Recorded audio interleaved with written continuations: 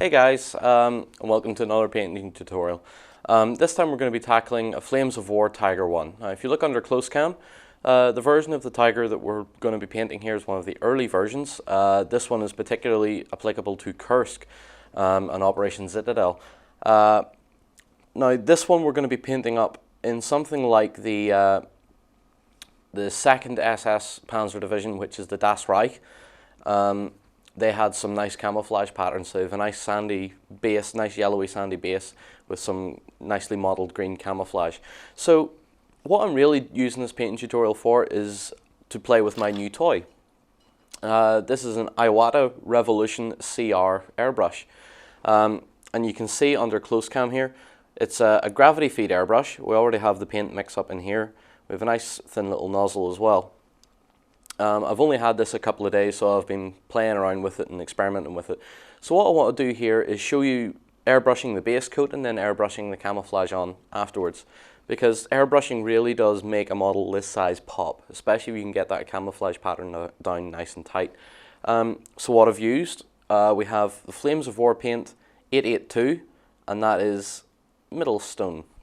And also for the airbrush, I've used a couple of drops of life color acrylic thinner, literally 2 or 3 drops out of this into about, say, about 5 or 6 drops of the paint. So we've really only used maybe about 4 milliliters of paint and maybe about 2 to 3 milliliters, well actually probably about 2 milliliters of the thinner. So we get a nice little consistency. I'm using propellant cans, so I'm just using air cans like this. Mainly because running a compressor while doing a video is quite noisy. But I would recommend using a compressor for you guys when you're doing it yourselves, because the air cans can be expensive and they don't particularly last very long.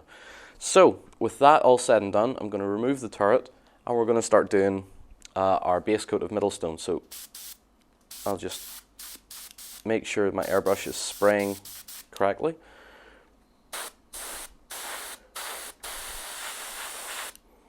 And you can see how nice that coat is going down.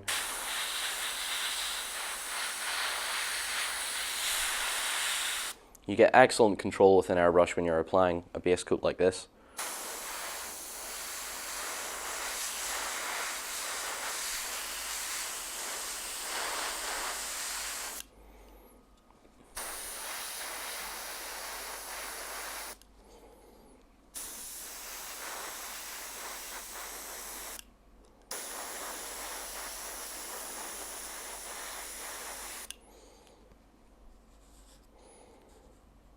Around to the other side here.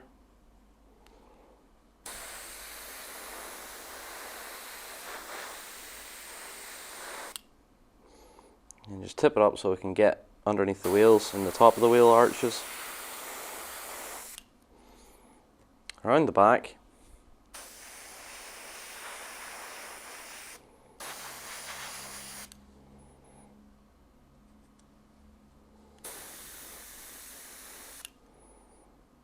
And if I just put my finger into the middle of the area where the turret's supposed to go, we'll get underneath the model as well there.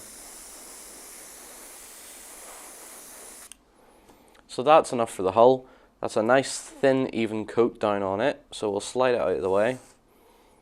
We'll then bring our turret in and do the same job. Now I know this hatch is missing, I couldn't actually find it, so let's just ignore that.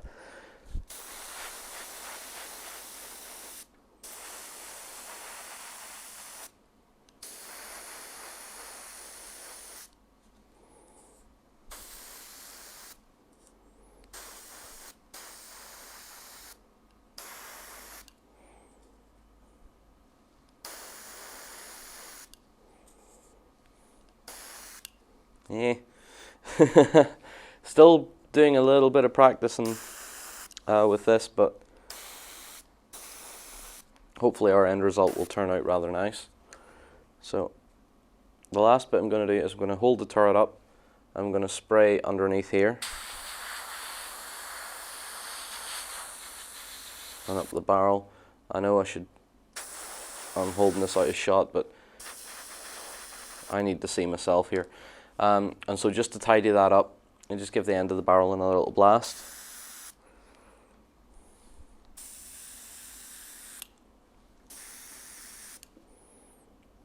So slide the turret out of the way.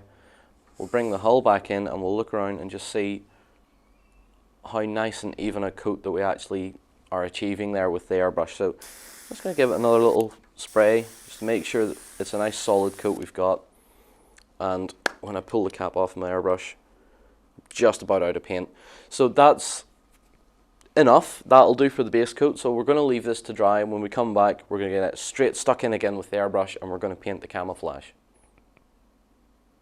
So guys, now with the hull and the turret completely dry, we just set that on top of that and you can see what we're looking at here. It's a nice base colour, quite a rich base colour, especially over the grey primer we used, which again, like I've said before, is Halford's Grey car body primer. So look around and find a good car body shop that does, you know, that sort of matte primer, and you're pretty much sorted. We're now going to move on to the camouflage, and the camouflage is one of those fun little bits I get to do with World War II vehicles. It's part of the reason why I love doing them so much. So for this one, we're still using the airbrush. We're using Flames of War color 890 reflective green, which is a nice rich olive green. And just make sure my spray is at the right size, that's fine. And we're going to leave the turret on for this one because we want to have a flowing camouflage pattern that works its way up the hull. And we're going to try and avoid the wheels as much as possible, but let's just see how we go and how we get on here. So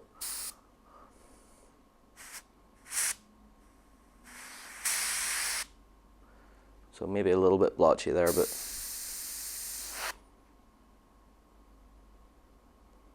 so just very careful there. We'll just reduce the pressure a little bit in the can. That should be enough.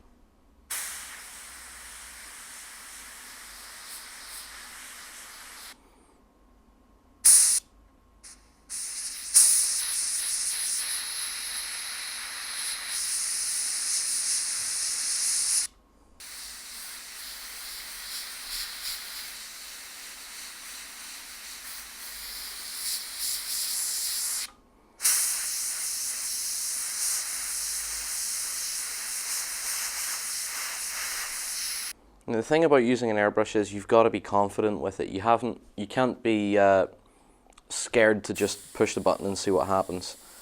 So the best thing is to try and practice as much as you can. I'll try and talk while I'm not spraying at the same time so you can actually hear what I'm talking about. But you want to build up your confidence by doing some practice pieces first and then move on to the model that you want to do, because you need to get that muscle memory into your hand to know how to flow with your hand, how to control the trigger mechanism and all that. This is nice because this has a bit of an adjustable trigger on it where it can be softer or tougher depending on what you like. For more airbrushing techniques, please guys, go to Awesome Paint Job. Les is fantastic with the airbrush.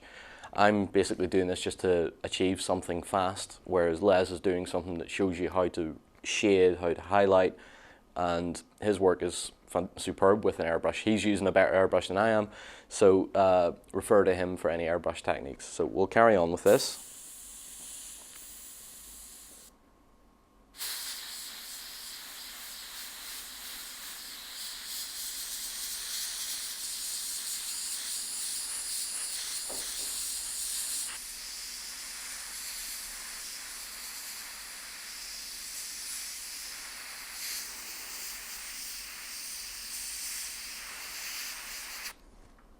I'll just remove the turret now. I'm just going to tidy up the front a little bit here.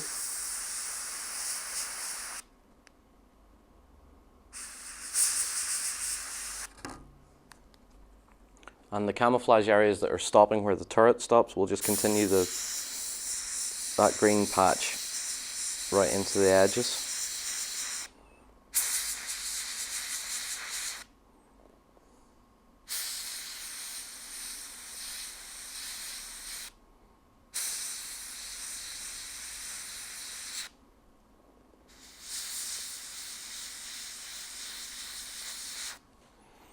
Now on the turret itself, we're going to do just the gun barrel as well, so a couple of stripes.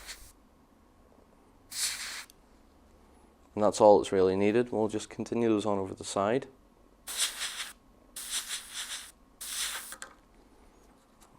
And over on the other side of the barrel as well.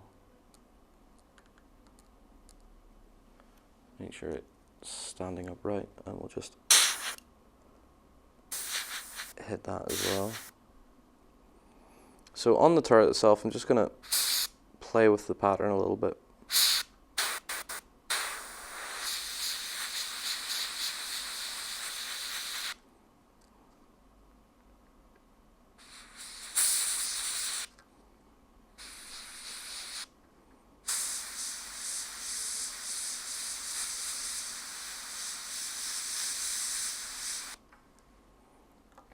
And that should do. So if I bring our hull in and I set my turret back in place,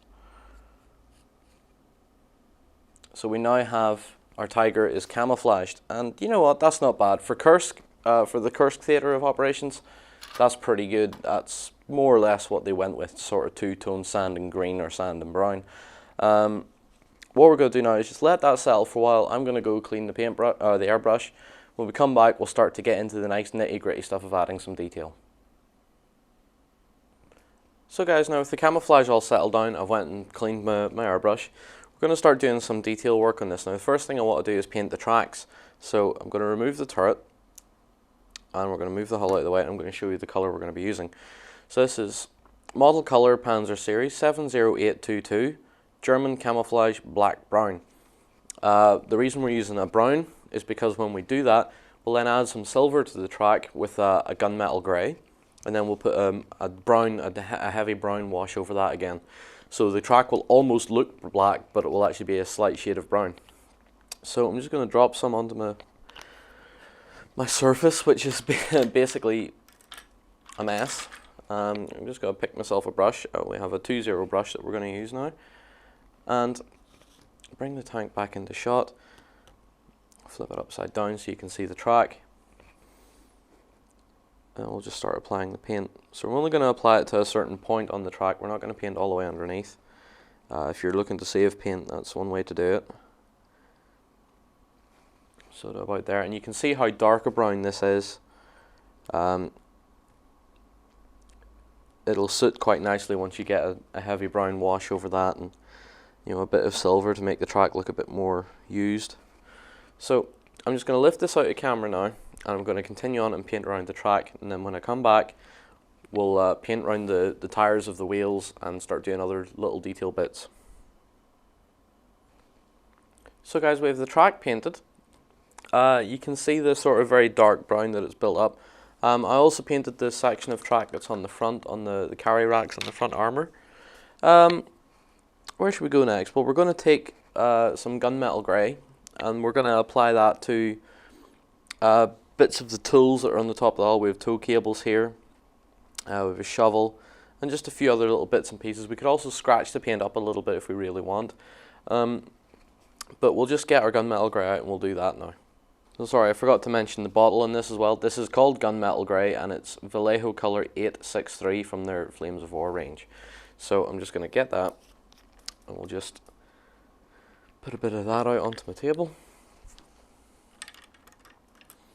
and get a nice simple little brush that would be good to use for this one. So we'll just find the tow cables here. We'll locate those in the back of the vehicle.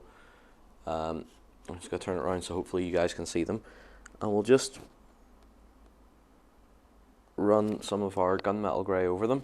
Now I know they're not going to be very apparent at the moment, but when we start to apply some washes to the hull to start and weather it and dull it down, these will become a little bit more visible.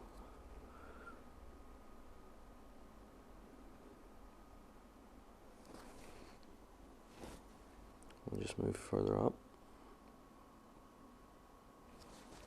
So the two tow cables painted. I'm just going to do a little bit of this shovel in the front here, just the blade of it. That should do. And we'll look around and see if there's anything else we can hit while we're working on this. We have a third tow cable even on the side of the hull. So I'll just tap that in as well. So, and I've just spilled a wee bit onto the hull, but that's okay. So guys, just having a look around here and see if there's anything else I can do. Just lift it out of shot for you. Our track would be dry enough now already to start putting the silver onto that, so that's what we'll do now. I'll just wash this brush off and we'll use a larger one for that. So going back to my 2-0 brush, again take some gunmetal. Just going to rub the majority of it off on my hand so it's sort of an overbrush. We don't want to achieve a dry brush on this just yet. Well, probably not at all. We want to try and keep things as simple as possible. So I'm just going to do that again. And I know it's very hard to see, so I'm going to have to do it off camera for you. Okay guys, when I set that back in shot there, you can see a little bit of a silver detailing on our track now, just showing that the track's been moving around and being used a little bit. So it does add a little bit of an effect to that. What should we do next? Let's have a look-see and have a think about this for a minute. What we have done is pretty much all the basics on the hull. I think we're going to add some transfers to this thing now. So we're going to move the hull out of the way. I'm going to be bringing our turret in. Now we have some transfers, but they're not from the Tiger. The transfers are actually from a Stug platoon, but we're going to be using these anyway because they're there and they're handy, basically. So I'm just going to select ones and I'm going to just cut them out if I can find my craft knife. Get my craft knife out and I'm just going to select a random number. So in this case, this tank's number is going to be 322. And I also know that for this division's symbols, that these numbers are painted wrong. They need to be red with a white outline to be accurate for the Das Reich division at Kursk. So we'll also take one of the German crosses because I believe the other one would be out of, yeah, would be hidden by the other tow cable there. So we'll just take one of those as well and we'll apply it to the other side of the hull. So we'll do the turret transfers first. And I'll just dip them in some water for a moment and just let them settle. And we'll figure out, well, obviously the numbers go on the sides of the turret. Simple as that. There's plenty of other little bits and pieces we can do weathering wise, but we'll get to that when we're ready to actually weather the vehicle. So let's see if our transfers have loosened up. Not just yet. I'm going to slide them off my table. Okay, so our transfers are now ready to be put onto the turret of the Tiger. I'm just going to lift this out of shot just a little moment because we need to slide them on and I need to make sure that I know where I'm putting them. So what I'm doing is I'm dabbing my finger on the area that we're going to place the transfer and with a little bit of water. And we're going to place the transfer down, holding it with your finger and sliding the transfer paper out as you do so. I can now bring the turret into shot. And hopefully this is slightly visible to you. So you can see the transfer there. What we need to do is level the transfer up. So I'm taking my craft knife, which is damp, and we're going to slide it around the turret until we have it in a position that we want. So we're going to try and make it level and even with the pistol port at the front of the turret. And if I take the turret out of shot, I just need to realign it by eye a bit closer up. And that should do. So you can now see that transfer is lined up as much as it needs to be. I'll then take a dry brush and I'm going to dab the transfer to squeeze the water out from underneath, being careful at this stage, and the brush will also absorb up a lot of that water that's being squeezed out from underneath the transfer, and this will help it sit down nice and tight to the model, so when you start applying washes later on to dull that sheen down that you can see, everything should settle down quite nicely. So we'll do the same on the other side of the turret with our other transfer. I'll just give it another dip in the water because it's been sitting for a wee bit.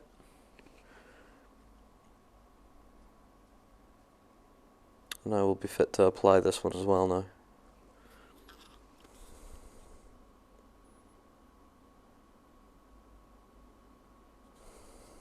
And there we are, guys, that's our transfers on both sides of the turret. So I think that'll do. We'll not worry about adding another little cross to it. When we start to weather the tank, it'll start to really show up anyway. So now I think we will actually maybe do a little bit more weathering, or we're going to move on if I could decide what I want to do. We have tires to paint on the wheels. There's small rubber tires that go around all those road wheels. So we need to do that. For this step, we'll be using German Grey. This is Vallejo color 995 from their Flames of War range. So put that a bit of that down on the table. Take my 5-0 brush again, and we're just going to do this off camera, so when I show you the results at the end, you'll know what we've been doing. So 5-0 brush, German Grey paint, and we're just painting in the edges of the wheels on the Tiger just to represent the tires being there.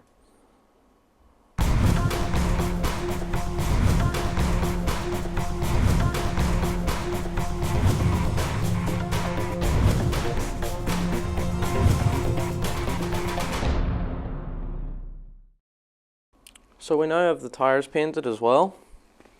So you can just see it just adds a little something, you know, something else to look at that's a different color from brown and sand. We've also done the other side as well. Now, once all this is dry, we're going to have to start weathering. Weathering is going to be fun. We're actually going to start weathering the turret first while our tires dry. Excuse me. For this, I'm going to be using a thin coat of Citadel Devlin Mud Wash. We're going to be using a relatively small brush to do this because we want to be able to have good control over where the wash is going. So hopefully with any luck this should go down okay. And I've thinned this down a little bit using some window cleaner, just because I want a good tight control of where the wash is going and how it's going to dry, because I don't want it to look, the tank to look too messed up, because Tigers were generally quite new when the Kursk happened, when Operation Citadel started. So the tanks wouldn't have been through that much, and they wouldn't have been rusting as much, or at all, even in some cases. They wouldn't have been rusting, they wouldn't have had too many enemy shell hits. So you're looking at a tank that would have been relatively straight out of the factory at the time. So what you want to do with the washes in such a case is to make them add the shading. Just shade it, don't make it too muddy looking, don't make it look too dirty. If you understand the history of it and you know, well, I'm making a tank that's about to go into Kursk, or I'm painting one that's just come out of Kursk. In which case, if you're painting one that's just come out of Kursk, you can do whatever you want. You can put shell hits on it, you can damage bits of it. You can rip the stowage box off the back of the turret, you can take the mud guards off. Anything you want, because the Tigers and all that sort of stuff in a big tank battle like that will have received tons of damage. Mostly superficial. There would have been a lot of broken bits and pieces, you know, light headlights missing and little footery bits and pieces. Anything that wasn't made out of armor plate could have basically been shot off or bashed off. So the world is your oyster when it comes to doing something like that, but seeing as I'm trying to focus on a tank that's just on its way to Kursk, or has maybe only had a couple of engagements in its life so far, so we're trying not to overdo the weathering on this one. So I'm just applying the wash around the turret, keeping a close eye on where the wash is gathering. If it's gathering in places I don't want it to gather, well, we'll move it out of the way. Since it's nice and thin, we can apply wash heavier in certain areas if we want, or lighter in certain areas if we want. So good control over it when you actually do water it down a little. Be very careful going over the transfers as well, guys, because if you've just freshly put them down, you don't want them to start to lift by adding the wash, because the wash could seep underneath it before it's properly dried down and then lift the the transfer, and then you're back to square one with those. So just something to keep your eyes out for whenever you're doing that.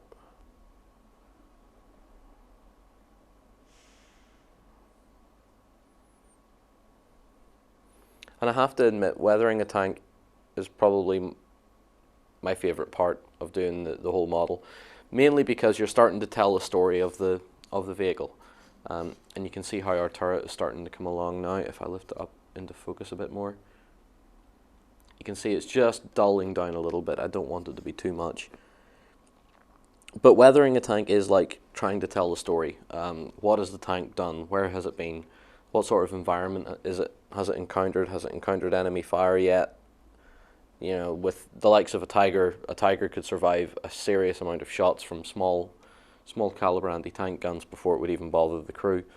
So there's plenty of scope to add in that story element when you're weathering a tank. If you want a few references on doing World War II tanks, or having a look at some really nice professional stuff, go to www.missing-links.com. That is a gallery of all the professional model painters out there, the scale model painters. The turret is now done, and you can see under close cam, you can see the difference of coloration that's starting to work in there. So we'll just lift the turret off and we'll get stuck into the hull. So like I said, guys, missinglinks.com, if you want to go to that, you can check out how guys tell stories through weathering the tank. You know, what has it done? There's some fantastic dioramas on there, some excellent single piece miniatures and cutaway diagrams and all sorts of stuff. So getting on into the hull here, we'll not get distracted much more with that. But it is all about telling a story, you know. What's the vehicle been doing? Where is it? Research also helps with that. If you don't know where an early version of the Tiger would have been used, they'd have been used in Russia, but I think some of their first engagements were in the desert in Tunisia against the Allies, against the British and the Americans. And that's when the first Tiger tank was actually captured by the Allies, was in Tunisia.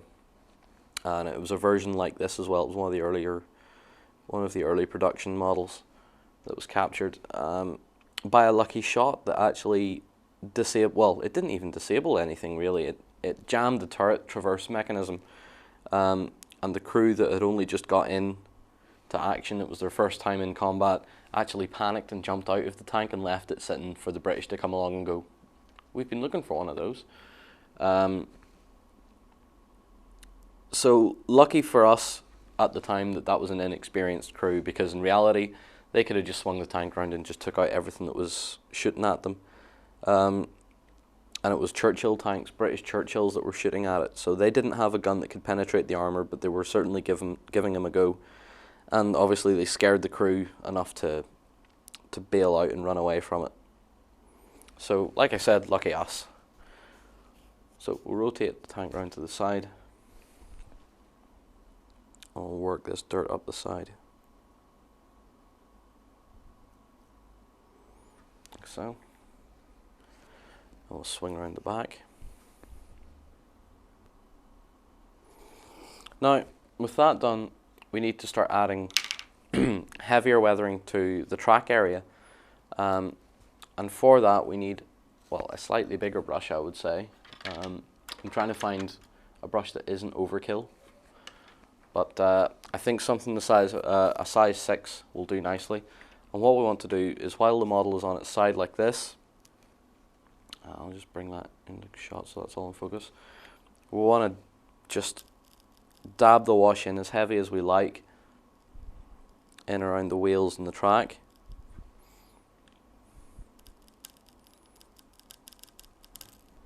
So again, just as heavy as you like.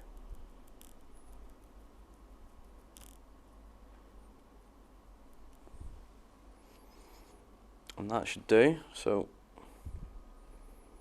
I'll have a look around here and see what I fancy doing now before we stop to let this dry.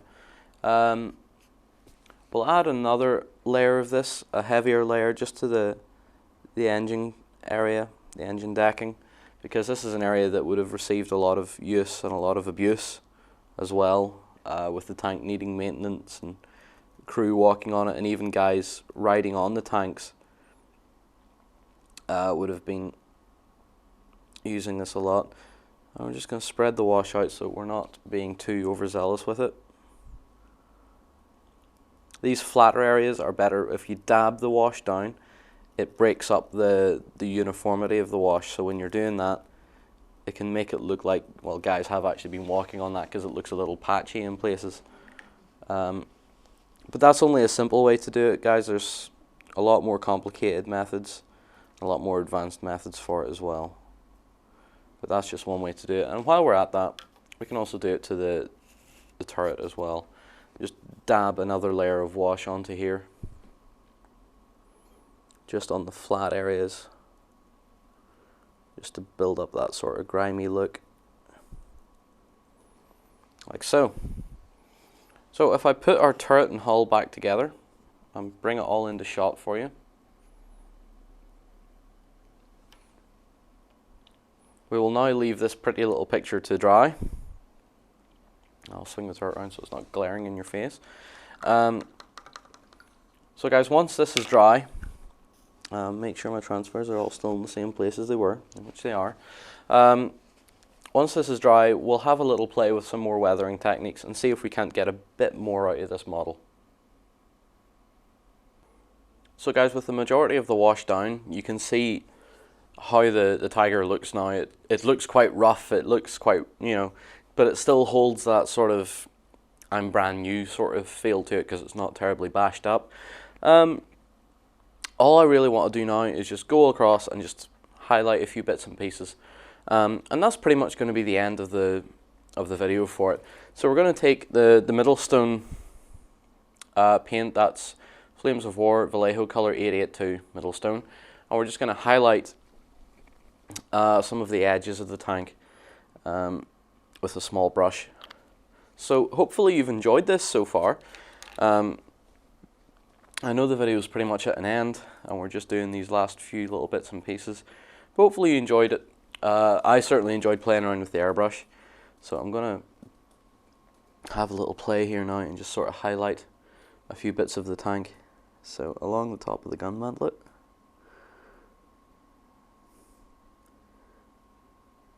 just like that, using my nice small brush. Along the back of the mantlet as well, along the front of the turret basically.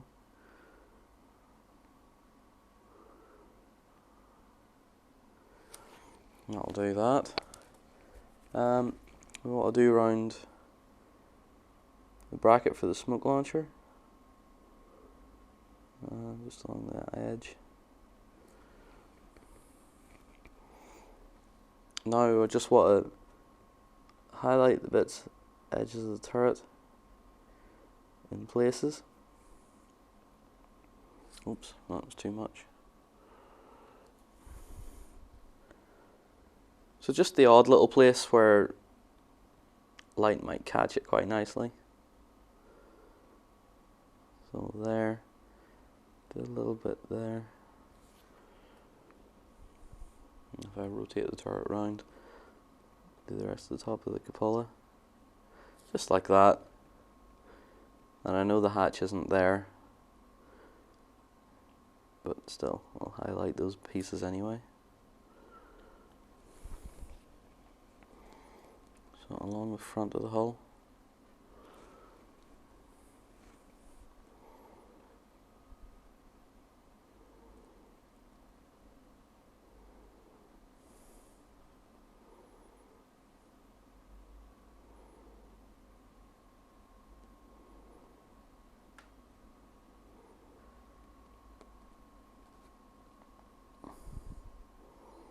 Like so.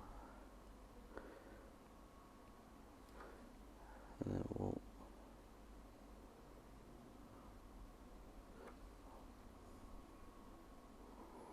on the front edge is the mud guard.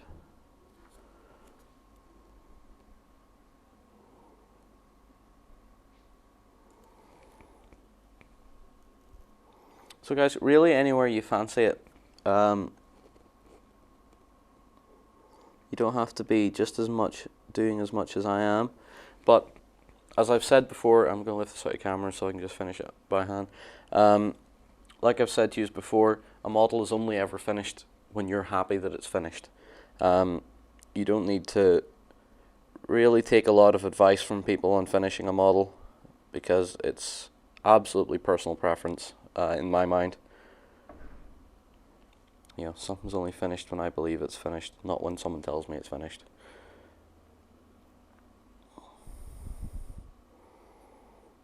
So like I said, what I'm doing is just picking out just highlight spots, just to bring out the shape of the tank again, because the washes do make it look very drab, and you want to be starting to just pinpoint areas of interest,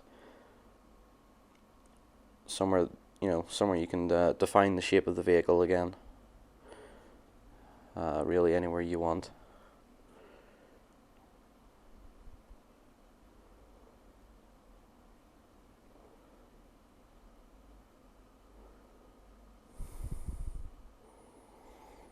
So I'm going to do along the engine grills as well.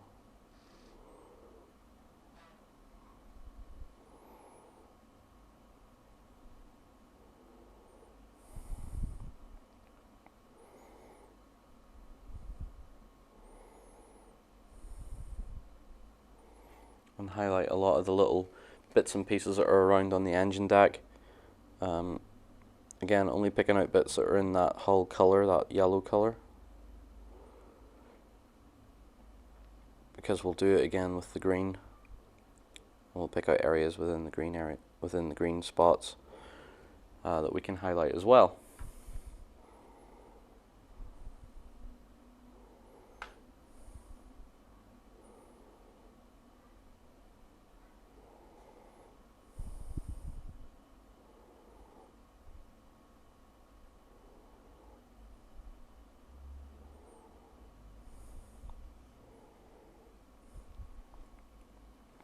So that'll do for the hull and the turret for the sandy color.